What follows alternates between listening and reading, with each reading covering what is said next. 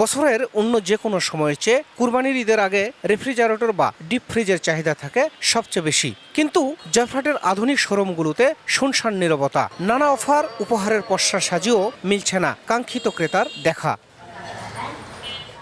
ব্যবসায়ীরা বলছেন, স্বাভাবিক সময়ে ঈদের এই দিনগুলোতে যেখানে দম ফেলার ফুসরত থাকতো না, সেখানে এবার দিন পার হচ্ছে ক্রেতার অপেক্ষায়। গ্রাহকের সাধ্যের মধ্যে আমরা আমাদের প্রোডাক্টের দাম করেছি। অনেক অফার আছে, যেমন আমাদের Electra mega Eid carnival offer আছে, buy one get more offer আছে, একটা কিনলে একটা ফ্রি পাচ্ছে, সঙ্গে প্রত্যেকটা ফ্রিজের সঙ্গে একটা করে 4 কন্টেনার সেট ফ্রি পাচ্ছে। তারপরও আমরা ক্রেতা খুঁজে পাচ্ছি। বিগত বছরে আমাদের দোকান যে ছেলেপেলেগুলো ছিল, ব্যবসা করতে গিয়ে দেখা যাচ্ছে যে তারা দুপুরের খাবার আমরা খেতে পারিনি। কাস্টমার ডিলিংস করতে যেয়ে তো দুটার খাবার 4টা সাড়ে 4টায় খেয়েছি, খাবার অনেক সময় নষ্ট হয়ে গেছে, খেতে পারিনি।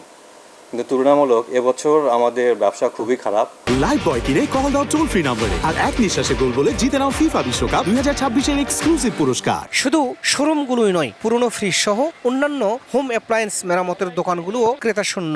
দোকানিরা বলছেন, এমন পরিস্থিতি অন্য কোনো বছর দেখেননি তারা। এবারে অন্যান্য বারের মতো নয়, মানে নয় বলতে 50%-এ নামে আসছে। বিগত বছরে আমরা যে বেচা কিনা করেছে, আমাদের জয়ফ্রাটের যে বেচা কিনা চলছিল, ভাড়া ঢোয়া শেষ করতে পারিনি আমরা। আর এবছর নাই বলতেই চলে। আমি সকাল থেকে একটা ভাড়াই মারছি, মারে এখন ভ্যানের ওটার উপর বসে আছে। অল্প সংখ্যক ক্রেতা এলেও পণ্য না কিনেই ফিরে যাচ্ছেন অনেকে। এক্ষেত্রে বাড়তি দামের অভিযোগ তাদের। দামে দরে হচ্ছে না, এই জন্য নিতে পারলাম না। সব জিনিসেরই দাম বাড়িছে, কিন্তু আমরা চাচ্ছি যে আমাদের সাধ্যমতো যেটুকু পারি আমরা দেখে সাধ্যমতো জিনিস নেব।